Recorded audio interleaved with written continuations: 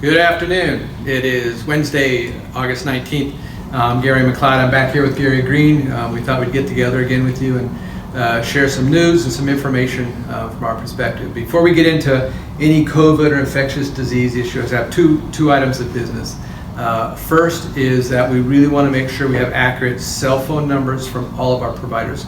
We do have a master list. I think it's already a bit outdated. So I want to give you a heads up this afternoon. You'll be receiving from Iz Von Tobel an email that includes the master list. If your cell phone is incorrect, please respond to her with your appropriate cell phone. Second item of business is we're moving. So that's why Gary and I are in this meeting room, is because the admin area here on the third floor of Airway Drive, we're moving out this weekend. So as of Monday, your administrative offices will be at 451 Aviation Boulevard, Suite 1 on the first floor. So we're about another few miles north. Take the airport exit, take a right at the cinemas, that's Aviation Boulevard. Take it around the corner past the airport club, and we're on the right up there. So we'll be housed up there. We have a boardroom up there. We have meeting rooms. We will likely be having some conferences and some of our committee meetings up there initially, and then we'll decide if some of them will be back in this building as well. So on to some of our business. Gary, we've been fighting this pandemic for quite some time now, and what is the role, you hear about this, what is the role of herd immunity? Are we there? So herd immunity, there's two ways to develop herd immunity. One is by natural infection. And so if you have natural infection, you develop an immune response, and now you're protected.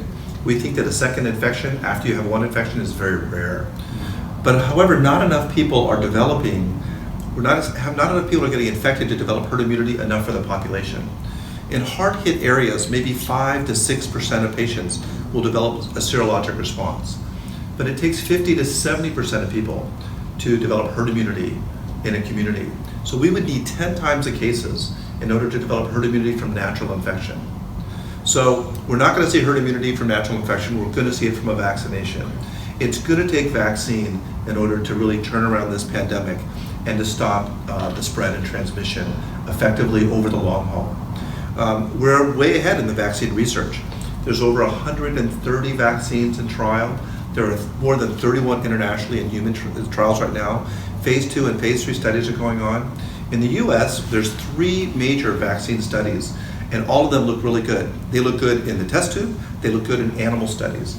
And so I think we're going to have an effective vaccine by the end of the year. And I think that we're going to have a second and maybe a third vaccine available early in the next year. And we should have at least 100 million doses of vaccine at the first go around. So I think it's going to take vaccine, but I think we're going to see that in the next few months. That is fast, isn't it, to develop vaccines? Oh, it's extraordinary. It takes 10 years or longer to develop a vaccine, and everything has been squashed. Everything's been overlapped with research. Okay. Phase 1, Phase 2, Phase 3 studies are going on at the same time. And a little bit of news, just to tell you, China is using a vaccine in their military without proving it works. And Vladimir Putin in Russia has actually approved a vaccine when they haven't even studied Phase 3 studies. So some countries are jumping the gun, but the FDA is really mandating a vaccine more than 50% effective, and it has to be safe. Okay. And I think we may have 3 of them. We'll get some data from them. Hey, but now we're coming on a new season that we're going to lay on top of our pandemic, and that's the flu season. What are your predictions for the flu season? Yeah, the flu season this year, I'm going to predict, and I'm going to go on the record to say it's going to be mild. So we look at the Southern Hemisphere, and right now in South Africa and in South America, even in Australia, their flu season was super, super mild. In fact, in Chile, last month, they had 1,000 cases. The year prior, during the exact same month, they had 21,000 cases. So the flu season has been very mild in the Southern Hemisphere, and it's because they've limited international travel. They're still wearing masks, kids are not going to school, people are washing their hands, people are social distancing. Everything we're doing for this coronavirus is going to be effective with the flu season. Now, if you layer on top of that a flu vaccine, the influenza vaccine that seems to be a good match should really make this flu season very, very low. And so I'm going to go online to say that we're probably not going to have a terrible flu season on top of this pandemic, but what we're going to deal with, and we're dealing with it now, is the fire season. So I think that the fire season is really going to push us into a respiratory season, and people are going to be coughing and wheezing. In fact, we're seeing that in our respiratory clinic. And because of Sean and Anna doing all this extraordinary work at the respiratory clinic, we're increasing capacity there. And right now we can get patients in 24 hours. So we have a 24-hour wait only to get into the respiratory clinic, and we're testing patients in there. So I think the fire season is going to be more of an issue than the flu season in the early part of this fall. Yeah. So with the flu vaccine, is it too early to get the vaccine now? Yeah, it is too early. In fact, I don't think the flu vaccine should be administered before October. I think early October is the earliest you should use the flu vaccine. And the reason is, if you have a late flu season, or if there's a second bimodal hump late in the flu season, you're going to lose your immunity. So we don't carry our immunity from one year to the other. It probably only lasts 6 months. And so in the elderly patients who are going to have more of a risk of severe illness or death from the flu, you want to make sure that the flu vaccine is administered at a time that's going to give them maximal benefit. Now, CVS, Safeway, they're going to do the flu vaccine as early as they get it because they're trying to make money on it. But I think clinically we should wait to give the flu vaccine. Now this year, we actually have a quadrivalent high-dose flu vaccine. And I think we should be liberal about high-dose flu vaccine in patients over 65. But now we have a quadrivalent, 2B and 2A. And I think that's going to be really helpful this year. Okay. But I wouldn't give it early. So it's too early. So October, so we'll use October as our date. October 1st is our date that we promote to our patients and tell them not to succumb to the CVS lure. Right, and I've been following data from UCSF. In their microbiology data, there's no flu out there yet. We're not seeing it. And so I think we're ahead of the game. So could I ask you a different question? Sure.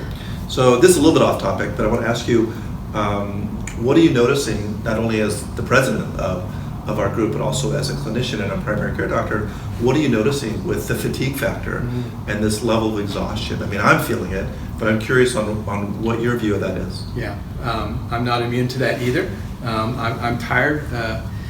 I think some days I wake up and I feel like I'm just facing a relentless day of challenges, which is kind of draining. But I'm glad you asked, because as I look around my peers, I think there's a lot of fatigue going on, and we really need to recognize that and maybe verbalize about it a little bit more. What do you do for that fatigue, tired? Yeah, so I'm an extrovert, and so I like being with people, but unfortunately we're social distancing, so it's really hard. And so what I do is I really try to maximize time with my family. Like I play chess with my son, who's home from college, and we start talking about stuff. And then I've been biking a little bit with my daughter, and that's been great because we spend time before the smoke and the fires outdoors together. I take a lot of walks with Lucy, my wife, in the evening, and that's really good time for us. So I try and engage more with the family, which is really good, because when I was at Kaiser, I didn't do that. You know, I was so into work that the family suffered. And coming here, I think we're a much healthier community of people, and I think colleagues here are a little bit healthier in their personal life. So I really enjoy that. What I'm not doing is also helping. So I'm a night owl, and I need to get to bed early. So I can't stay up late either doing work or doing emails or doing a PowerPoint. You know, I try and go to bed early, and I try not to watch the news, because the news really drags me down. I mean, emotionally I get depleted just watching it. Yeah, it makes me anxious. I stopped that long ago. Gary, I'm an introvert. So the way I charge is I seek escapism. So I've been running as much as I can. I've been reading books, watching more movies. I am also getting more rest. My wife actually commented that I'm going to bed earlier than I usually do because I just feel like I need more rest. So I often look for distractions that prevent me from thinking about what I do all day long. And so specifically for me, my best distraction is I'm a grandfather of 11-month-old twins that live here in Santa Rosa. So when they're over at our house quite frequently, they're a great distraction. You mentioned about the collaboration and being with our peers. That's one of the things that the culture of Smugger is built on. Maybe it's a distinction to Kaiser. As we pride ourselves on knowing each other and having relationships and feeling like we're something bigger. But Peter and I have talked about this a lot. We lament the fact that we have not been able to have large gatherings. We haven't been able to have all group meetings or some of the things that we've previously depended on, and that's been challenging, I think, for a lot of us. Yeah, this is an extraordinary group, and I'll tell you, when Laurel Warner joined me at Kaiser, she used to say she used to leave really lonely, you know, because she worked hard, and everyone was working hard, but there wasn't that cohesiveness. Here, you have that cohesiveness. You really feel like the people I work with and meet with and Zoom with and Skype with, everyone really cares about one another. And I have to tell you, it's so night and day. And that's probably the benefit in coming to work. When I do come to work really exhausted and tired, and I'm taking a little bit longer to think, it's nice to work with people like Sean and you and Peter and Anna and Paul McFall and Gigi. And yeah. So it's been really great working with everyone here. And that makes a big difference to me in kind of charging the batteries. And that's, I mean, that's a very extroverted thing to say. Yeah. You know, one other thing I want to mention, because I'm tired today and I realize I'm out of adrenaline. So I have to acknowledge that we got fires going on. There's smoke everywhere. And all evening long, my heart rate was up and I was exhausted. Last night I was exhausted when I woke up. And we need to acknowledge that, you know, for many people, this smoke and these fires are going to bring back almost some PTSD, because we have some, you know, unfortunate events that occurred with our friends. And we need to know that that's going to be a struggle for some people. And, you know, we're kind of in a perfect storm. We've got the pandemic, we've got the flu, and we're going to have a long fire season. So we got to tackle this together. Yes, I mean, who heals the healer, right? Yeah. Well, thank you for coming. Thanks for your time and watching. Again, if you have questions for us, please let us know. Stay safe.